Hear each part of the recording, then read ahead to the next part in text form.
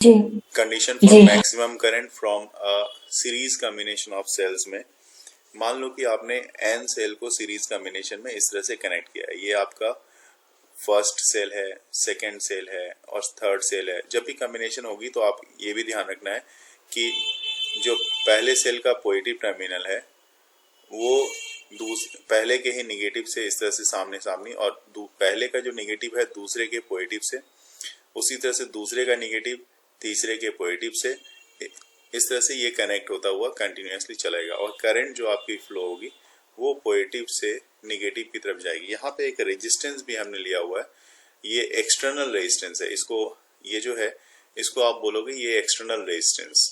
तो क्योंकि ये जो रेजिस्टेंस है ये एक्सटर्नल रेजिस्टेंस, ये कैपिटल आर है। तो total number of N cell in series ये क्या होगा, देखा जाए यहाँ पे कि टोटल नंबर ऑफ पहले यहाँ पे ईएमएफ ले लेता हूं। तो total EMF of N cells, EMF of N cells, ये एन सेल जो सीरीज में है यहाँ पे हर एक का ईएमएफ क्या है, इसका ईएमएफ ई है, इसका ईएमएफ ई है और इस तरह से एन सेल्स कनेक्टेड है। तो EMF of N cells in series, this one is equal to क्या होगा, this one is equal to होगा sum of EMF of all cells, sum of EMF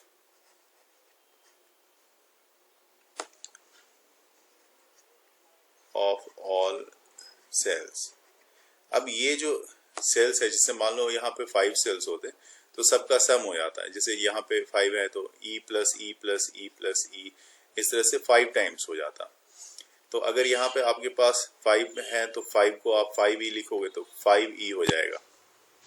sir एक चीज पूछनी थी। सेल्स है तो आप क्या लिखोगे, this one is equal to आप लिखोगे N इंटू ई।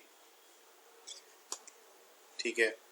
टोटल इंटरनल रेजिस्टेंस, अगर मैंने मान लिया कि इस सेल का इंटरनल रेजिस्टेंस स्मॉल आर, इसका स्मॉल आर, इसका स्मॉल आर, ध्यान रखेंगे जो एक्सटर्नल रेजिस्टेंस है उसको कैपिटल आर से दिखाते हो, जो इंटरनल रेजिस्टेंस है उसको हम लोग स्मॉल आर से दिखाते हैं। तो आप देखो ध्यान से कि total number of internal resistance यहाँ पे आर आर आर इस तरह से कितने रेजिस्टेंस हो गए। तो एन रेजिस्टेंस जो इंटरनल रेजिस्टेंस है वो भी एन है, क्योंकि एन सेल्स है और हर सेल का रेजिस्टेंस स्मॉल आर है। ठीक है। और ये सारा जो सेल्स है एन इंटरनल रेजिस्टेंस जो है ये भी किस तरह से कनेक्टेड है, एक दूसरे से सीरीज में कनेक्टेड है। तो आप लिख सकते हैं यहाँ पे कि टोटल इंटरनल रेजिस्टेंस ऑफ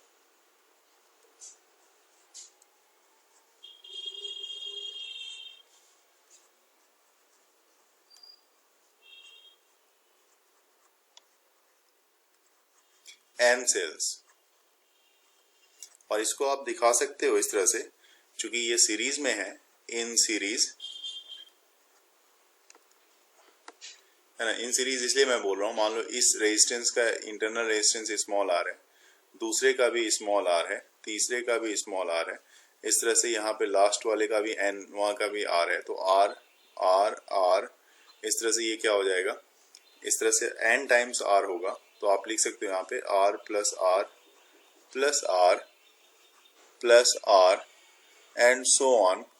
तो ये होगा एन टाइम्स होगा, तो ये एन टर्म्स तक ये चला गया है। तो इसलिए टोटल रेजिस्टेंस, इंटरनल रेजिस्टेंस जो होगी वो small N into small R के इक्वल की होगी। ठीक है। अब देखा जाए कि इस पूरे सर्किट में रेजिस्टेंस तब कितना हुआ। तो रेजिस्टेंस एक तो आपका एक्सटर्नल रेजिस्टेंस है यहाँ पे आर, ठीक है, और दूसरा आपने ये रेजिस्टेंस हो गया एन इंटू आर। तो अब आपके पास टोटल रेजिस्टेंस अगर इस सर्किट में पूछा जाए तो आप यहाँ पे लिख सकते हो कि टोटल रेजिस्टेंस ये जो सर्किट में होगी, total resistance in the circuit, ये टोटल रेजिस्टेंस आ गया इस सर्किट के लिए। अच्छा, सीरीज में चूंकि करंट क्या जाएगा, तो सीरीज में करंट तो सबके लिए आई ही रहेगा। सीरीज में करंट की वैल्यू तो चेंज होती नहीं है, कॉमन रहती है। तो ये अगर मुझे पूछा जाए कि भाई करंट इन द सर्किट तब क्या हो रहा है, तो देखो बड़ा आराम से आप यहाँ पे लिख सकते हो, the current in the circuit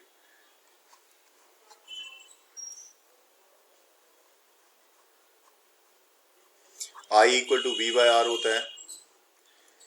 तो यहाँ पे V कहने का मतलब NE होगा, क्योंकि ये भी आपका क्या है, एक तरह से V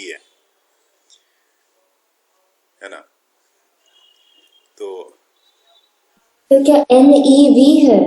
जी हाँ, बिल्कुल, यहाँ पे ध्यान रखेंगे हमेशा कि आपका करंट के लिए जो फॉर्मूला आ रहा है वो अब बिल्कुल यहाँ पे क्लियर आएगा कि सर्किट के लिए करंट का formula I equal to V by are.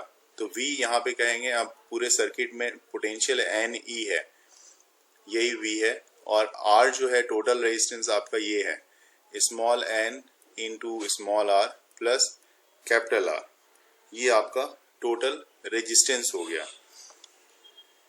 ये फॉर्मूला आपके पास है। कंडीशन क्या हो सकती है, देखो कंडीशन हो सकती है कि आपके पास ये जो सर्किट आपने बनाई है इसमें ये कैपिटल रेजिस्टेंस जो है, तो पहला मैं स्पेशल केस ले रहा हूँ कि हो सकता है कि आपका कैपिटल R जो है ये काफी बड़ा हो जाए। किससे काफी बड़ा हो? Small n into small r से। जब ऐसा होगा तब आप क्या करोगे, तब I इक्वल टू आप सीधा लिखोगे I इक्वल टू NE और NR काफी छोटा है तो उसको नेग्लेक्ट किया जा सकता है, तो NE बाय R सिर्फ इतना सा लिखा जाएगा। तो मतलब उस केस में करंट आपके पास सर्किट में इतनी सी फ्लो होगी, that means N times of E that can be drawn from one cell, ठीक है ना। और सर क्या? ये आप ध्यान देना, यहाँ पे मैं ये कहना चाह रहा हूँ कि ये N टाइम्स द करंट है ना, इसका ये जो है दिस मीन्स क्या हुआ, N टाइम्स जो है N टाइम्स द करंट, ये करंट जो है N टाइम्स है, किसके N टाइम्स है? E बाय R के है। E बाय R कहा तो E बाय R कहा तो ये क्या E बाय R कहने का मतलब ये जो करंट ड्रॉन हो रहा है वन सेल से ड्रॉन हो रहा है ना। E बाय R के लिए तो स्पेशली वन सेल के लिए बात हो रही है, और इसी को आप N टाइम से मल्टीप्लाई कर रहे हो, इसलिए आप लिख रहे हो NE बाय R। पहले वाले में लिया उसी तरह से दूसरे वाले में। यहाँ पे क्या करना है, अभी R जो R है capital R, this one is very very less than कर देता हूं मैं स्मॉल r के, स्मॉल n इंटू r के, ठीक है। तो वैसे केस में क्या होगा, I equal to NE by NR। अब यहाँ पे कैपिटल R को हमने यहाँ पे क्या कर दिया, कैपिटल R को नेग्लेक्ट कर देंगे। तो कैपिटल R अगर आपका नेग्लेक्ट हो जाता है तो आप small n E by small n into R, N N cancel हो जाएगा, तो I इक्वल टू आपके पास सीधा फॉर्मूला हो जाएगा E बाय R का।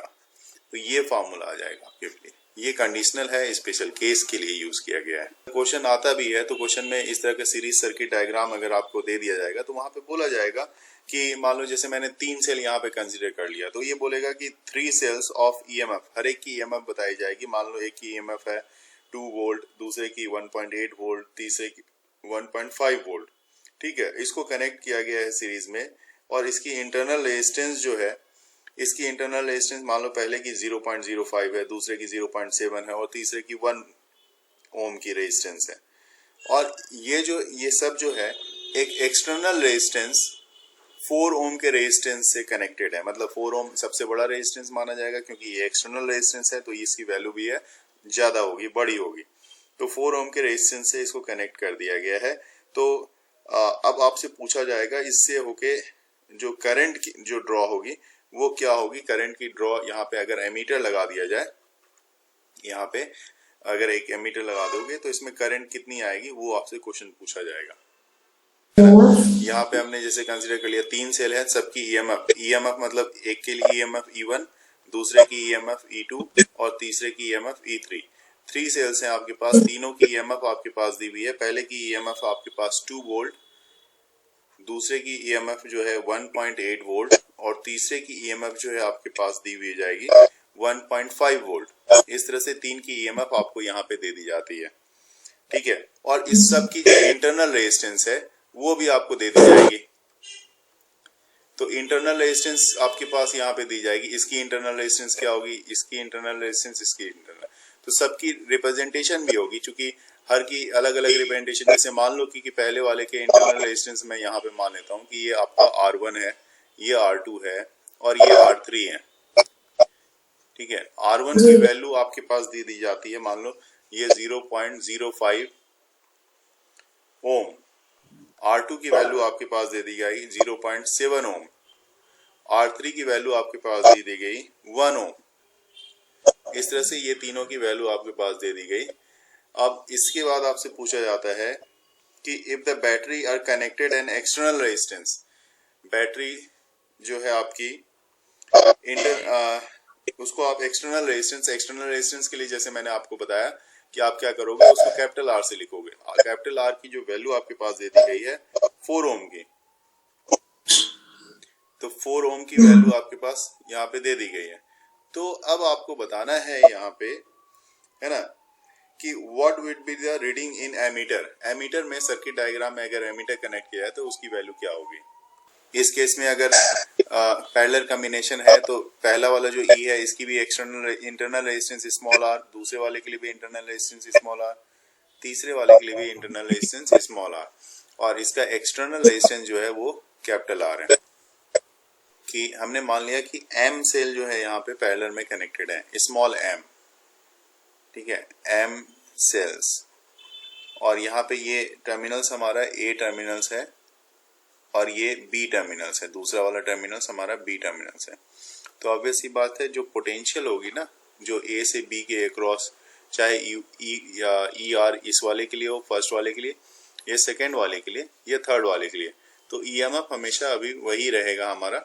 EMF में कोई चेंजेस नहीं आएगी क्योंकि बैटरी का पोटेंशियल वोल्टेज जो है पैरेलल में सेम रहता है, तो यहाँ पे E ही रहेगी पोटेंशियल, ठीक है। मतलब सारे सेल्स की ईएमएफ सेम रहेगी, सारे सेल्स का ईएमएफ सेम रहेगा और वो पैरेलल में है तो इसलिए ईएमएफ चेंज नहीं होगा। हाँ, सवाल रह गया इंटरनल रेजिस्टेंस का। तो इंटरनल रेजिस्टेंस की अगर आप बात करोगे तो इक्विवेलेंट इंटरनल रेजिस्टेंस को अगर मैं यहाँ पे 1/R डैश कर दूं, तो चूंकि ये पैरेलल में है तो पैरेलल कॉम्बिनेशन तो हमें पता है कैसे करते हो, 1/R प्लस 1/R प्लस इस तरह से 1/R, और ये चला गया आप टू, चूंकि M सेल्स है मान लिया हमने, तो M टर्म्स तक जाएगा ये, तो ये हो गया आपका M टर्म्स,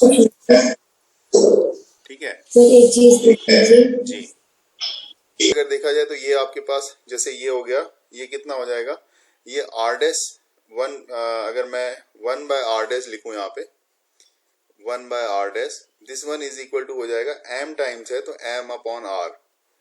अगर ये 5 टाइम्स होता तो 5/R लिखते, लेकिन ये M टाइम्स तक गया हुआ तो M अपॉन R, तो R डैश इक्वल टू आपके पास जो इक्विवेलेंट रेजिस्टेंस इंटरनल रेजिस्टेंस का होगा वो हो जाएगा स्मॉल r बाय M। और जहां तक हमारा एक्सटर्नल रेजिस्टेंस क्या है, एक्सटर्नल रेजिस्टेंस हमारा R है, ठीक है। तो अब सर्किट डायग्राम अगर देखा जाए तो सर्किट डायग्राम कुछ इस तरह का आपको देखने को मिलेगा।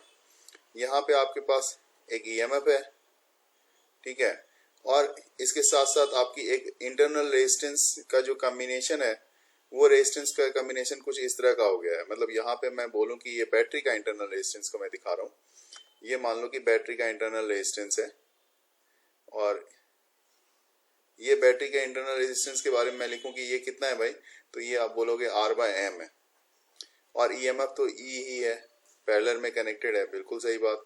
और अब एक्सटर्नल रेजिस्टेंस की बात कर लेता हूं, तो एक्सटर्नल रेजिस्टेंस आपका यहाँ पे कनेक्टेड कौन सा है, तो ये है आपका R, कैपिटल R। तो इसको ऐसे दिखा देता हूँ,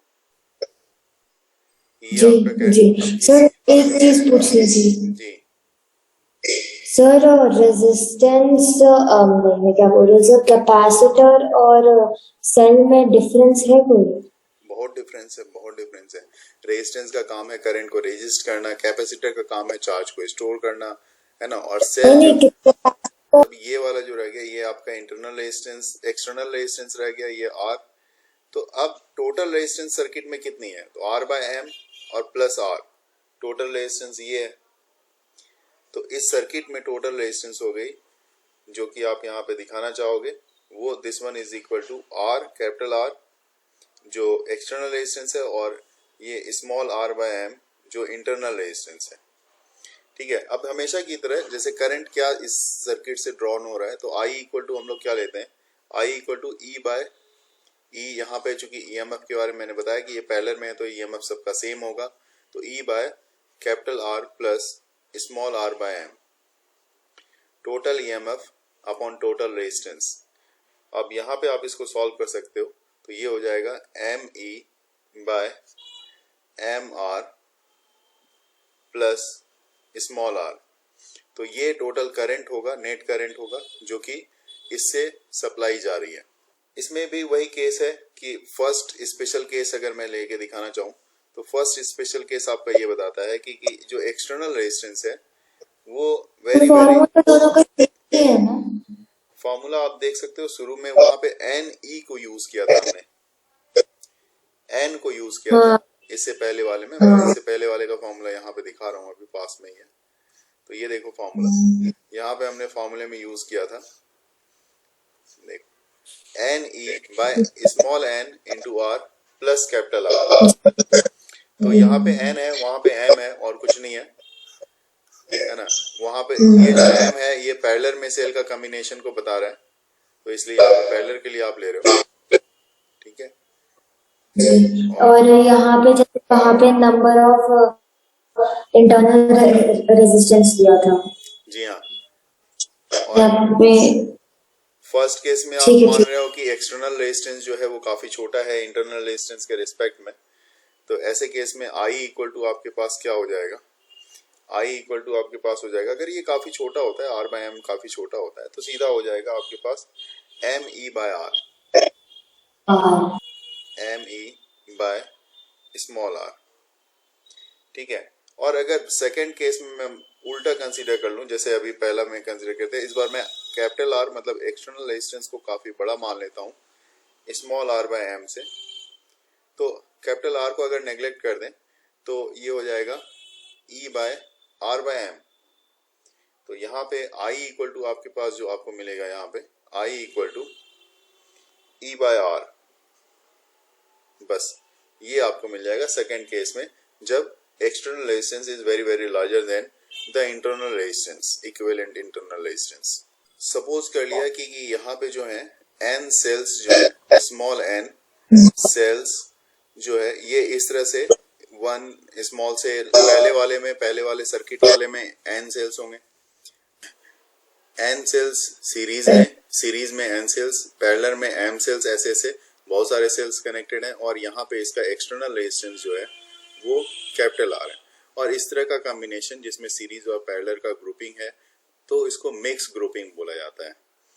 ठीक है, इसको मिक्स ग्रुपिंग बोलेंगे।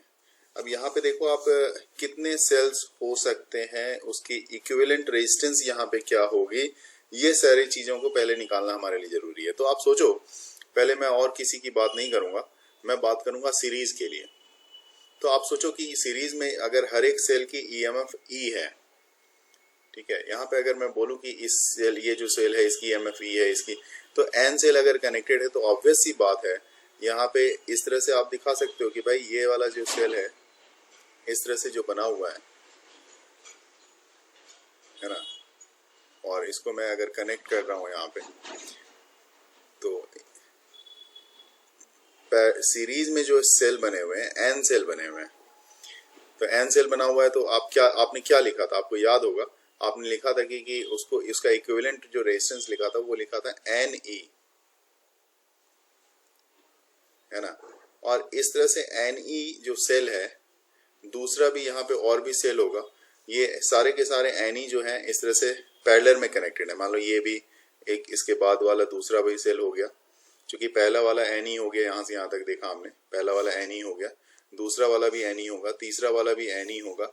अगर मैं सीरीज की सिर्फ बात कर रहा हूँ, इस तरह से बहुत सारे सेल हैं जो कि और भी सेल होंगे, इसके सिर्फ 3 सेल नहीं और भी होगा, 4 होगा, 5 होगा, तो इस तरह से कितने होंगे, एम वाले होंगे, तो एम सेल्स तक ये कंबाइन में होंगे। तो इसको मैं यहाँ पे देख रहा हूँ, उसके लिए मैं बोल रहा हूँ कि यहाँ पे हमारे पास जो है एक को जैसे हमने ड्रॉ कर दिया तो दूसरे का भी तो होगा, इसका भी तो कॉम्बिनेशन होगा। ये भी क्या होगा, ये भी आपका यहाँ पे एन ई बना रहा होगा अपना, ये भी एन ई बन रहा होगा।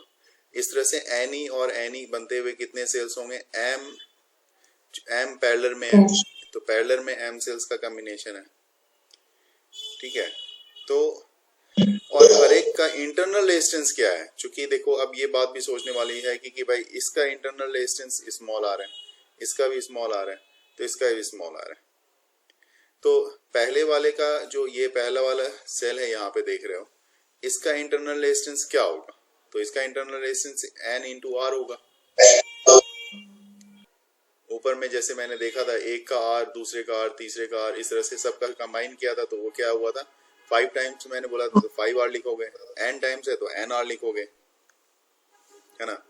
तो अब मैं यहाँ पे ये भी बताना चाहूंगा कि इसका जो है ऊपर वाले का, ये जो बनाया हमने ऊपर वाले का, इसमें जो रेजिस्टेंस होगी वो एन आर की, इंटरनल रेजिस्टेंस एन आर की, दूसरे वाले में भी इंटरनल रेजिस्टेंस होगी एन आर की, और ये सारा एन आर रेजिस्टेंस जो है फिर पैरेलल में भी कनेक्टेड होगा, ठीक है। तो मैं बात करता हूं कि एन आर जो रेजिस्टेंस है इसका इक्विवेलेंट रेजिस्टेंस क्या होगा, ठीक है, उसके बारे में बात कर रहा हूं। आपसे मैं ये जानना चाहूंगा कि net internal resistance of each row, हर एक रो का, ठीक है, अभी मैंने यहाँ पे लिखा भी है इसलिए आप वहां पे बता सकते हो कि net internal resistance of each row कितना होगा, एन आर। बिल्कुल सही, एन आर। तो मैं सबसे पहले net internal resistance, step wise move करेंगे तो क्लियर होगा। नेट इंटरनल रेजिस्टेंस ऑफ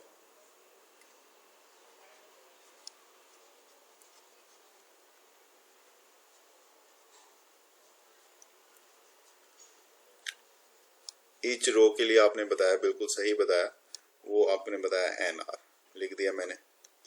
और आपको ये भी पता है इस तरह के M such row are connected in parallel,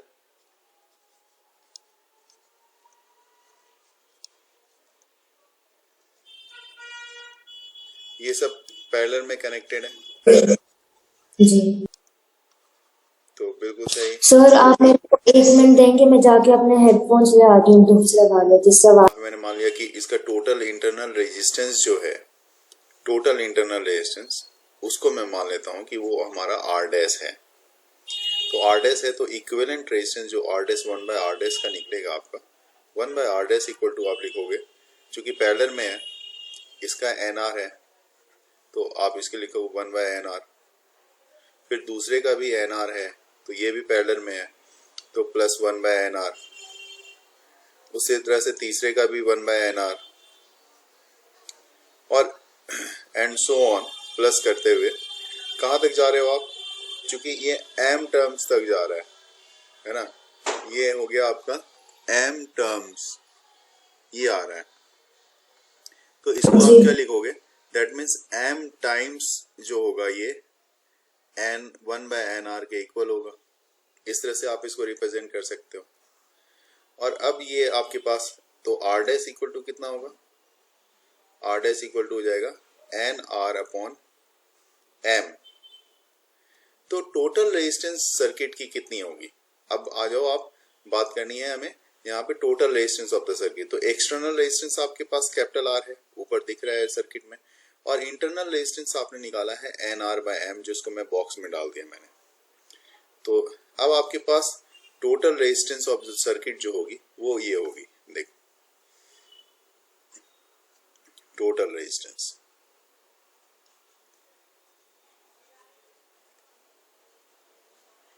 total internal resistance नहीं ये total resistance, internal resistance, total internal resistance ये हो गया हमारा, है ना। तो ये जो अभी हमने निकाला ये था टोटल इंटरनल रेजिस्टेंस। बिल्कुल, और ये मिलके, ये बाहर वाला मिलके हो गया टोटल रेजिस्टेंस इन द, ये एक्सटर्नल है, ये तो आपको पता है, ये एक्सटर्नल है, और ये इंटरनल का हमने सीरीज में निकाला तो 1 by N R, 1 by N R, N R, N R करके सीरीज में था, और उसका भी एम टाइम्स तक हमें पैरेलल में देखना था, तो हमने निकाला था टोटल इंटरनल रेजिस्टेंस हमारा सर्किट में एन आर बाय एम आ गया। अब हमें टोटल जी रेजिस्टेंस ऑफ द सर्किट देखनी है। तो total resistance of the circuit मतलब हमारा एक्सटर्नल रेजिस्टेंस जो कि हमारा R है, capital R, plus internal resistance जो कि हमारा small n into R upon में M है, ये दोनों यहाँ पे ऐड हो जाएगा। अब बात कर लो आप कि अच्छा तो टोटल रेजिस्टेंस तो आप जान गए क्या है, तो करंट क्या होगा, सर्किट में करंट कितनी जाएगी। तो देखो हर सर्किट के लिए, हर सर्किट में ईएमएफ कितनी है, पहले तो ये बात देखो आप। इसकी ईएमएफ, पहले वाले की ईएमएफ कितनी हो गई, एन ई, चूंकि N number of cells series में कनेक्टेड थे तो इसका ईएमएफ हो गया एन ई। दूसरे वाले के लिए भी एन ई, तो इसका मतलब एन ई और एन ई ये सब पैरेलल में है, और पैरेलल में तब इक्विवेलेंट ईएमएफ हो जाएगा हमारा एन ई का। अगर जैसे हमारे पास वी होता था, ई होता था, तो हम ई लिखते थे। इससे पहले वाले केस में हमने पैरेलल में देखा कि यहाँ पे ई था इसका, तो हमने इसका इक्विवेलेंट जो हमने देखा, क्योंकि पोटेंशियल पैरेलल में चेंज नहीं होता, तो ये ई है तो हमने ई लिखा। अब यहाँ पे हमारे पास एन ई है, तो हमने इसको जो पोटेंशियल है, जो ईएमएफ है यहाँ पे, वो हमें एन ई लेना होगा। तो I equal to E by R, मतलब total EMF upon total resistance. Total EMF जो है आपकी एन ई है, और टोटल रेजिस्टेंस आपने यहाँ पे लिखा है R external resistance plus total internal resistance जो कि N R small N into R upon M, ये आ रहा है। इसको सॉल्व करके आपके पास आपको मिलेगा एम एन ई, क्योंकि नीचे आप एलसीएम लोगे तो ये इस तरह से आ जाएगा एम एन ई अपॉन में small M into R plus small N into R, ये आ जाएगा आपका। ये वाला जो पार्ट आप यहाँ पे देख रहे हो, इसका डिनोमिनेटर का ये वाला पार्ट, ये जितना कम होगा उतना ही करंट उतना ही ज्यादा होगा, मैक्सिमम होगा, क्योंकि ये डिनोमिनेटर है। इसकी वैल्यू जितनी कम हो जाए, जितनी कम हो जाए इसकी वैल्यू, अगर ये 0 हो गई तो अच्छा है कि करंट इनफाइनाइट हो जाएगा, और जितनी कम होगी उतनी ही वैल्यू करंट की इंक्रीज होगी। आ जाता हूँ कि ये मेरा जो ये m R plus small n r, this one, इसको क्या आप ऐसा भी लिख सकते हो क्या, under root m small M into R का square plus under root n into R इसका स्क्वायर। इस पूरे पे ऐसा करते हैं, अंदर में स्क्वायर नहीं देते, बाहर स्क्वायर देते हैं, दोनों पे बाहर में स्क्वायर देते हैं। ये देखो ये पूरा हो गया, और इसमें मैं बाहर से इस सब पे होल पे स्क्वायर दे देता हूँ, रूट का भी स्क्वायर ऐसा, ताकि रूट हट जाए, और स्मॉल एन इंटू आर इसका भी रूट हट जाए, इस पे स्क्वायरिंग कर दी जाए। तो आप मैथ के स्टूडेंट्स हो तो आपको इसमें ज्यादा दिक्कत नहीं आएगी समझने में, इसका स्क्वायर कर दिया जो, तो ये ऐसा भी लिख सकते हैं इसको,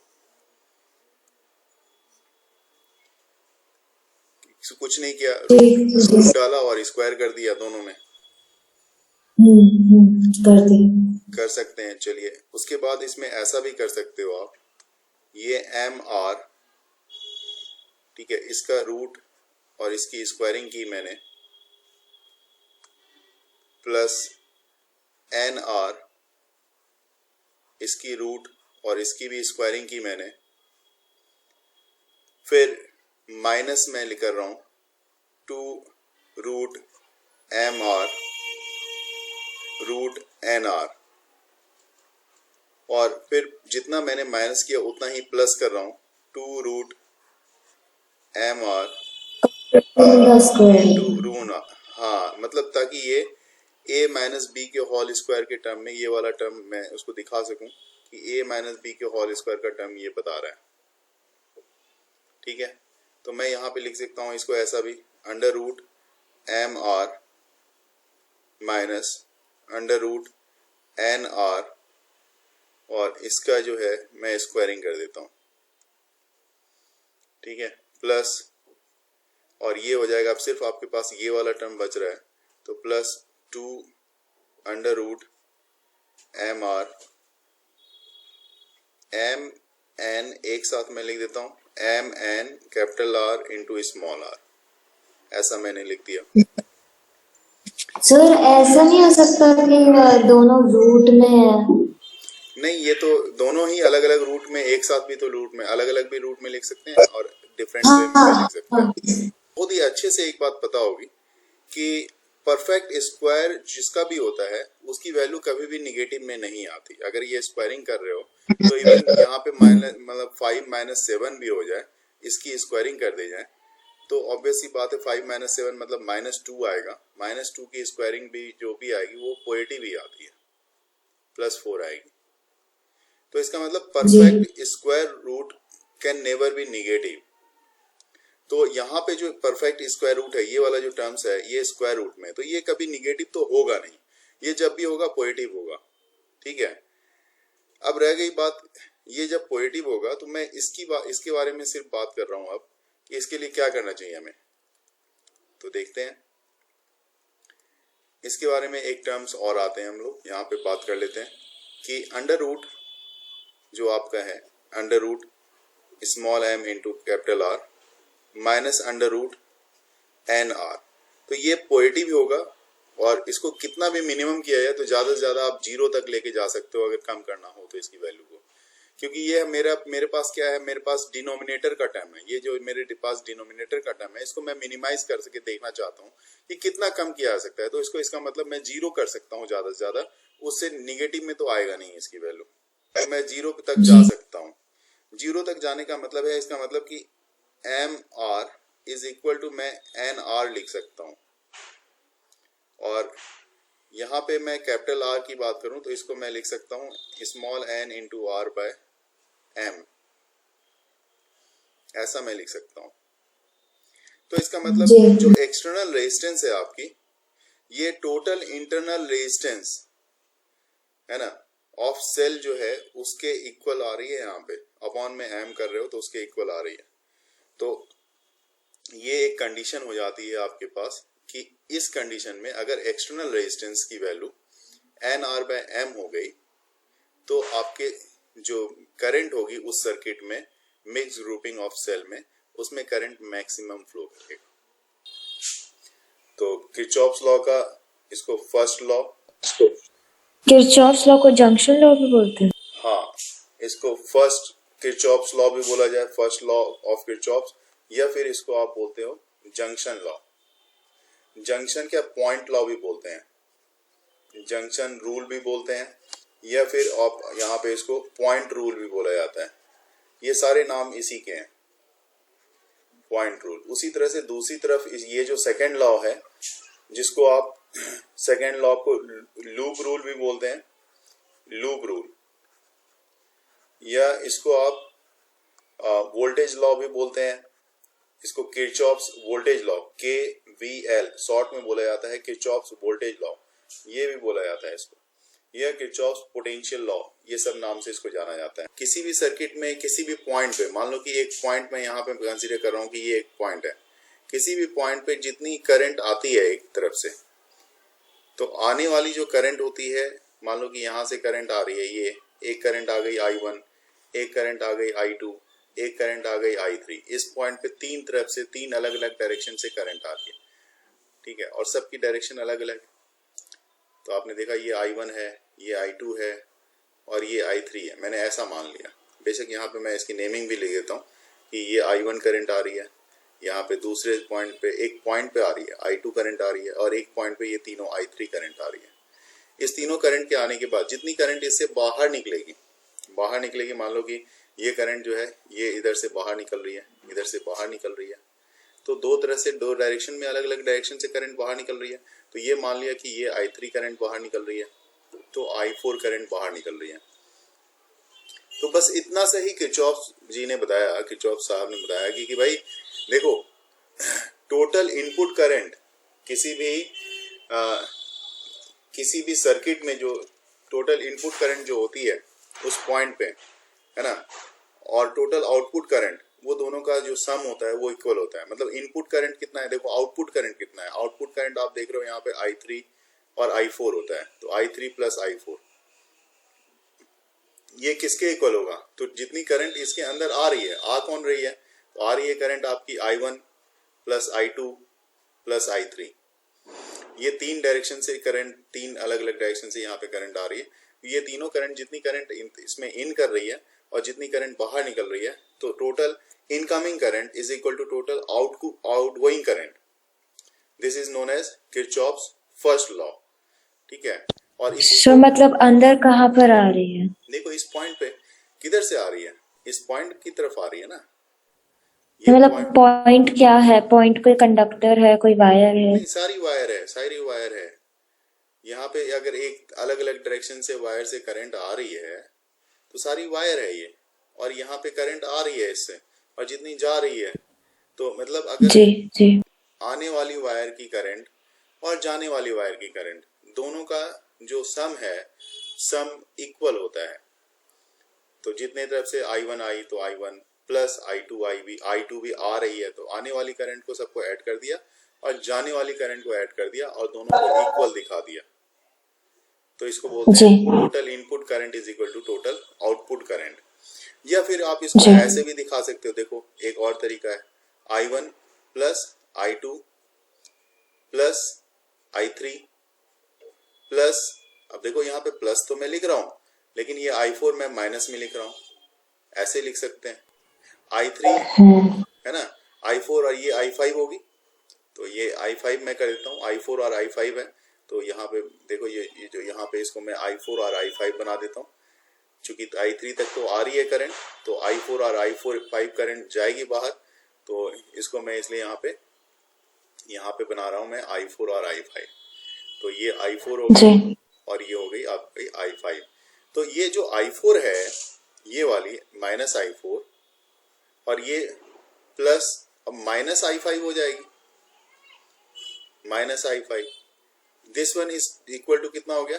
0। ठीक है। तो ये टोटल इतना इस तरह इक्वल टू 0 आ गया। अब देखो इसको लिखने का तरीका भी समझना है कि क्या लिखना है फिर इसके बारे में, कि भाई अच्छा अभी हमने दिखाया input total outcome incoming total current और टोटल आउटगोइंग करंट 0 है।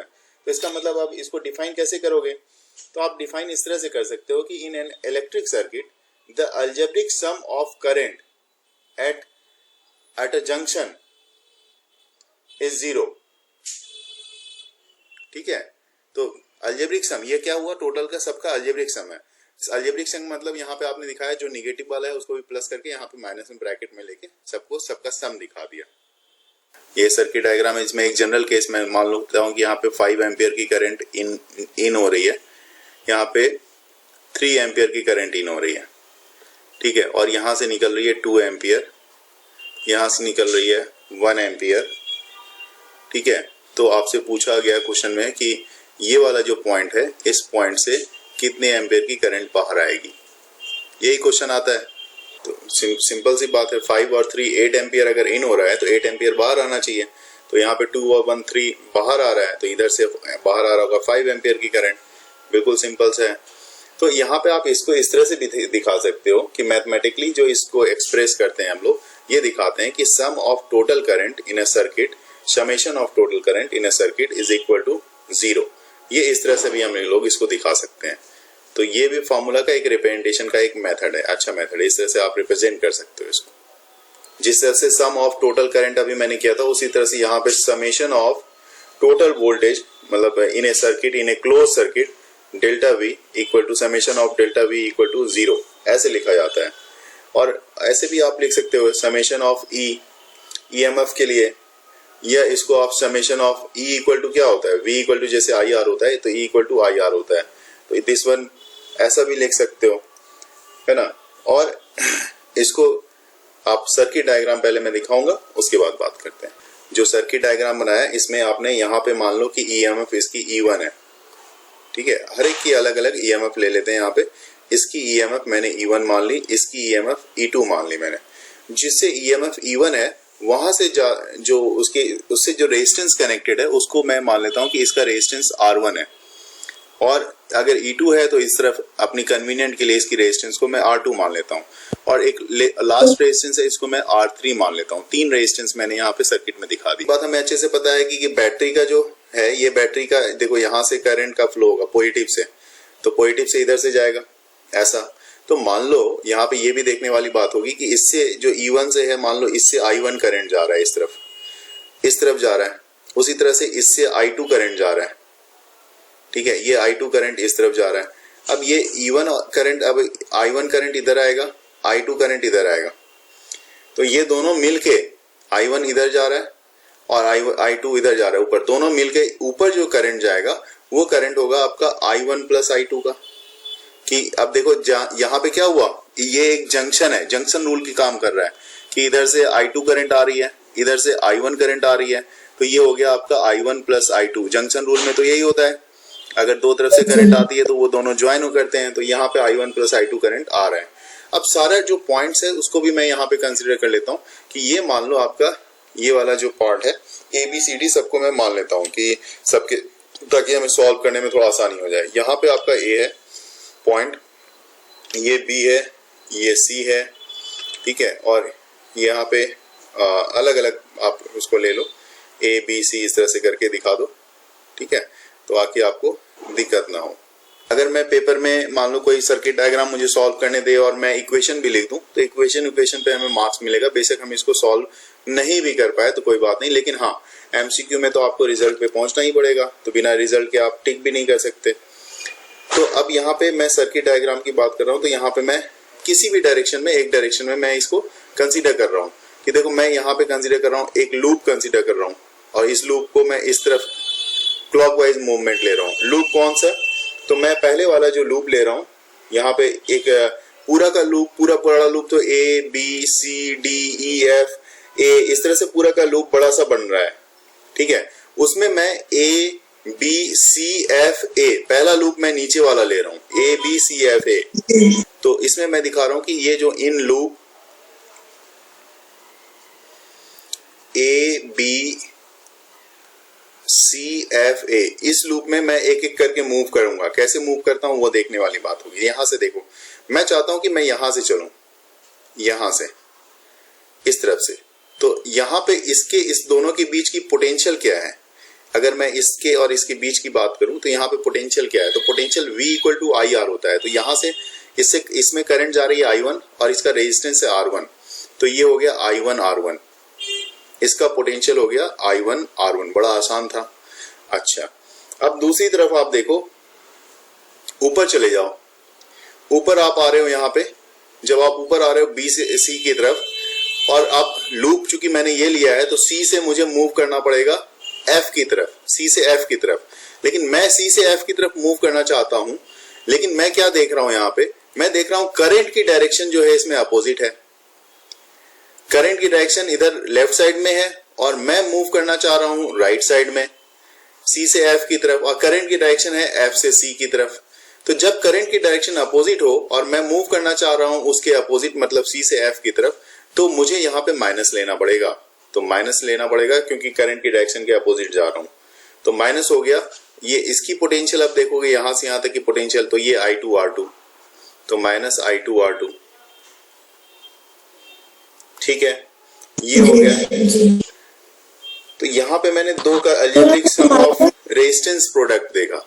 अगर आप लूप की तरफ मूव करोगे, इसके बाद अगर आप मूव करते हो, यहाँ तक आपने मेजर कर लिया, इसके बाद आप मूव करोगे तो देखो आप E2 के पॉजिटिव वाले से टच करोगे यहाँ पे जाके, तो E2 का पॉजिटिव वाला तो प्लस E2 लिख लो आप।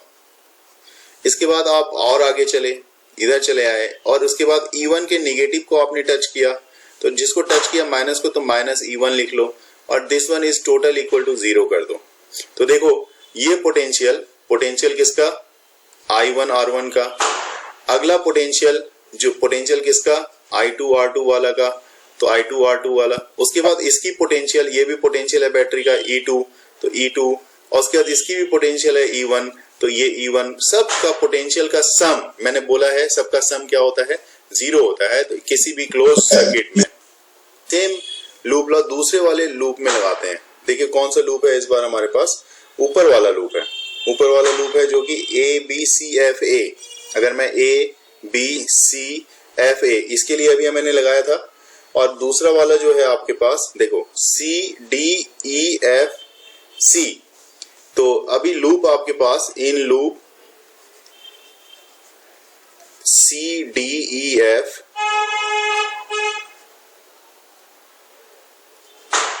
C इस लूप में आपको देखना है। अब इस लूप में आप निकाल सकते हो क्या होगा, देखो। और आप क्लॉकवाइज, जैसे क्लॉकवाइज आपने मूव किया, एंटी क्लॉकवाइज आप एंटी क्लॉकवाइज मूव करो। आप चाहो तो क्लॉकवाइज भी मूव करके अपने इक्वेशन को फाइंड आउट करोगे। सिर्फ फर्क इतना पड़ेगा, जो यहाँ पे प्लस में है वो माइनस में हो जाएगा और जो माइनस में है वो प्लस में आएगा। इसके अलावा कोई चेंजेस नहीं आएगी, कोई दिक्कत भी नहीं आएगी आपको कोई इक्वेशन को लिखने में, ठीक है। अगर ऊपर वाले लूप को मैं देखूं तो ऊपर वाले लूप में मैं देख रहा हूं कि मेरे पास सिर्फ एक सेल लगा हुआ है। और अगर मैं मूव इस तरह से कर रहा हूं, यहां से ऊपर जा रहा हूं, देखो ये पहले यहाँ पे मेरे पास क्या है I2 R2, तो मैं यहाँ पे लिख रहा हूं, देखो बिल्कुल क्लियर आपके सामने यहाँ पे लिख रहा हूं I2 R2। पहले मैंने I2 R2 ले लिया। उसके बाद मैंने देखा कि अच्छा जी करंट भी इधर ही जा रहा है, देखो तो करंट भी इधर ही जा रहा है। हाँ जी करंट इधर ही जा रहा है क्योंकि इधर से जा रहा है। तो इसका पोटेंशियल R3 के साथ क्या होगा, तो R3 के साथ करंट कितना है, तो करंट I1 प्लस I2 जा रहा है, तो प्लस लिख दोगे, प्लस I1 प्लस I2 और ये हो जाएगा इनटू में R3। तो ये पोटेंशियल हो गया ऊपर वाले रेजिस्टेंस के अक्रॉस D से E तक का पोटेंशियल।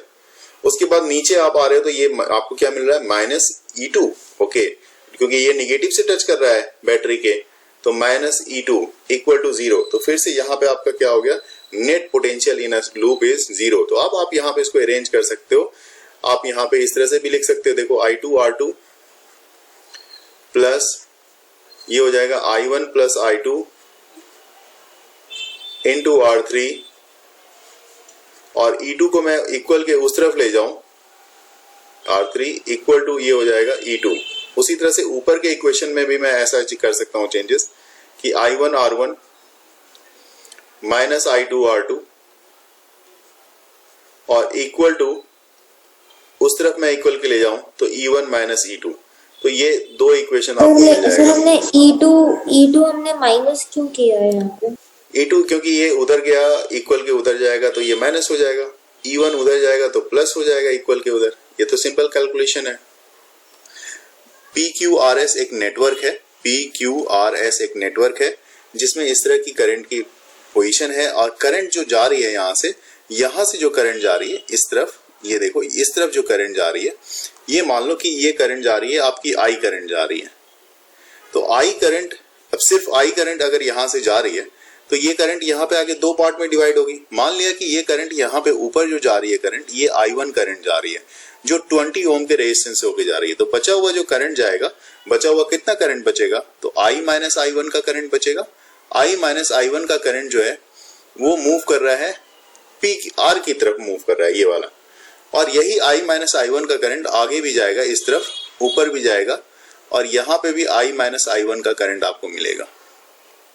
और ये I माइनस I1 का करंट जब I माइनस I1 भी होगा, क्योंकि ये देखो यहाँ पे अगर आपका 10 एम्पियर का करंट अगर आपने दिया और यहाँ पे 6 एम्पियर चला गया तो यहाँ पे कितना जाएगा, 10 माइनस 6 का ही जाएगा ना, क्यों जाएगा ना यहाँ पे करंट 10 माइनस 6 मतलब 4 एम्पियर का करंट जाएगा। सर्किट जब सॉल्व करोगे तो जिससे जितनी करंट निकल रही है, जैसे यहाँ से इस वाले से I करंट निकल रही है तो अल्टीमेटली यहाँ से आपको मिलेगी वापस I करंट ही, इसको जब वापस मिलेगी वो I करंट मिलेगी, मतलब यहाँ पे आपको I करंट मिलेगा यहाँ पे फिर से, जिससे जितनी करंट निकलेगी उसमें उतनी ही करंट वापस आ जाएगी। तो ये आपका एक तरह से पूरा चीज आपके पास दे दिया गया। आपको किरचॉफ्स लॉ अप्लाई करना है और किरचॉफ्स लॉ अप्लाई करके आपको I1 की वैल्यू फाइंड आउट करनी है इस सर्किट से। एक लूप ये वाला लेता हूं, इस वाले को, नीचे वाले को, ये लूप आपका है PQS है ना, और ये PQ1SP, और दूसरा लूप इसको भी मैं ऐसे दिखा देता हूं कि इस डायरेक्शन में मैं लूंगा, दोनों को मैं इस तरह से दिखा देता हूं, ठीक है। तो एक हो जाता है जैसे P, यहां से P मैंने लिखा है तो यहां से PQSP, और एक हो जाएगा आपके पास अगर यहां से देखोगे तो RSQR, इस तरह का हो जाएगा लूप। दो लूप आपके पास यहाँ पे मिल जाएंगे। तो मैं दोनों में यहाँ पे देखूंगा कि क्या करना है आपको, इक्वेशन देखेंगे। अगर मैं यहाँ पे स्टार्ट करता हूँ Q से S की तरफ, तो Q से S की तरफ जाता हूँ तो यहाँ पे इसके बीच का पोटेंशियल होता है V इक्वल टू IR, तो 20 I1 तो मुझे मिल रहा है यहाँ पे 20i1, ठीक है, ये हो गया। प्लस उसके बाद मैं देख रहा हूँ यहाँ पे इधर से 60 वाले को देख रहा हूँ, तो 60i, तो 60i ये हो गया। और मैं जब जा रहा हूँ इस तरफ तो निगेटिव को ये टच कर रहा है, तो -4 = 0, एक तो इक्वेशन हो गया। तो अगर नेगेटिव तब होगा ना जब उल्टा जाएगा, जैसे ऊपर से ऊपर स्क्रॉल करना, ऊपर से करना। अगर मैं उल्टा भी चलता हूँ, देखता हूँ, अभी दोनों दिखाता हूँ, इसलिए मैंने अभी इसको रखा हुआ है, ठीक है। अब मैं मान लो इधर से चलता हूँ, ये हो गया, और मैं उल्टा डायरेक्शन लेता हूँ, ऐसा लेता हूँ, ऐसा। अगर मैं इस डायरेक्शन को देखता हूँ तो मैं मान लो यहाँ से चलता हूँ, 60 से चल रहा हूँ, उसके बाद इधर आएंगे, कोई दिक्कत नहीं। तो 60 से चलता हूँ, तो 60 मैंने लिखा, अगर मैं उल्टा चल रहा हूँ तो करंट तो इस डायरेक्शन में आ रहा है, तो -60i1 मुझे लिखना पड़ेगा, -60i। और इधर भी आ रहा हूँ तो ये भी माइनस में आना पड़ेगा मुझे, तो -20i1। नहीं सर, मैं ये कह रही कि हम माइनस तब लेंगे ना जब ऐसे अगर हमारा लूप जिस साइड जा रहा है उसके ऑपोजिट में। मैं दोनों दिखाता हूँ, वो आपकी बात को भी मैं समझ रहा हूँ, वो उसको भी दिखाता हूँ। और उसके बाद अगर आप देखो, अगर इस डायरेक्शन में जा रहे हो, ऐसे जा रहे हो, ऐसे जा रहे हो यहाँ पे, तो ये बात है कि ये प्लस से कनेक्ट हो जाएगा बैटरी आपका। तो बैटरी जब प्लस से कनेक्ट होगा तो +4 आपको लेना पड़ेगा, है ना। तो यहाँ पे आपको +4 = 0, मतलब डायरेक्शन मैटर नहीं करता। यहाँ से ये बात क्लियर हो गई, क्योंकि सबका देखो साइन उल्टा हो गया। अगर मैंने डायरेक्शन अपोजिट किया तो ये 60 प्लस में था, यहाँ 60 माइनस में आ गया, 20 प्लस में था, 20 माइनस में आ गया, 4 माइनस में था, 4 प्लस में आ गया। डायरेक्शन मैटर नहीं करता। अब बात रहेगी कि ये आप इधर से चल रहे हो, तो आप इधर से चलना शुरू किया ना आपने इसको टच थोड़ी किया है। आप यहाँ से चलना शुरू कर रहे हो तो बिना टच के, चूंकि करंट तो यहाँ से सप्लाई इतनी जा ही रही है, तो यहाँ से आप जब फाइनली जब टच करोगे इसको, तो ये किससे, पॉजिटिव से या नेगेटिव से किससे टच कर रहे हो वो देखना पड़ेगा आपको। क्योंकि जब आप जा रहे हो इधर से, तो आप जा रहे हो तो मतलब इधर से आप जाओगे ऐसे, क्योंकि सेल का सिर्फ एक टर्मिनल को देखते हुए हम नहीं जाएंगे कि इधर से ऐसे चल दिया आपने। बिल्कुल सही इक्वेशन यहाँ पे बताया कि यहाँ पे 200, दूसरा जो लूप है, लूप कौन सा नाम लिख दूं मैं, QRSQ, ये लूप है अब आपका नेक्स्ट वाला। और इस लूप में आपको, जैसे मैंने बोला, रेजिस्टेंस से चलना है, तो आप 200, तो आपने लिया 200i-i1, और यहां से आपने अपोजिट में जा रहे थे तो बिल्कुल यहाँ पे सही जज किया आपने कि निगेटिव हो जाएगा, तो 20i1। और फिर यहां से आप इस तरफ जाओगे तो +5 = 0, तो +5 = 0 ये सही है। यहाँ पे मैं क्या करना चाहूंगा कि देखो 200i लिख देता हूं मैं, 200i माइनस, अब ये 200i1 और -20i1, मतलब 220i1 हो गया, ठीक है। और इक्वल टू हो गया आपके पास, ये 5 उधर चला जाएगा तो -5 = 0। ये अब इतना आ गया, 2 इक्वेशन आ गया आपके पास। और 2 इक्वेशन आ गए, मजे की बात ये है कि 2 इक्वेशन है, दोनों में 2 वेरिएबल्स हैं, i और i1 का वेरिएबल्स है। और दूसरी चीज क्या है, यहाँ पे 2 वेरिएबल्स है, 2 इक्वेशन है, तो दोनों को सॉल्व करके आप i1 की वैल्यू आसानी से फाइंड आउट कर सकते हो। जरा फाइंड करके बताओ कि i1 की वैल्यू कितनी आ रही है। तो सिंप्लीफाई यहाँ पे आपको करना पड़ेगा। सिंप्लीफाई कुछ ऐसा होगा कि अगर ये जो टर्म्स आप देख रहे हो 20i1 + 60i, अगर मैं इस सबको डिवाइड भी कर दूं, मान लो 4 से डिवाइड कर लो, इसको 5 से डिवाइड कर लो, तो ऐसे भी ये टर्म्स आपके मिनिमाइज हो जाएंगे, ठीक है। और टर्म्स मिनिमाइज होके आपकी जो आंसर आएगी वो आएगी, i1 की जो आंसर आएगी वो आप कैलकुलेट करके आराम से देख लेना, वो 11/172 की वैल्यू आएगी। हाँ, मेरी भी, मतलब अगर 55/860 करोगे तो 11/172। बिल्कुल, और जिसका कि डेसिमल में जो वैल्यू आएगा वो 0.064 एम्पियर के इक्वल इसकी वैल्यू आएगी।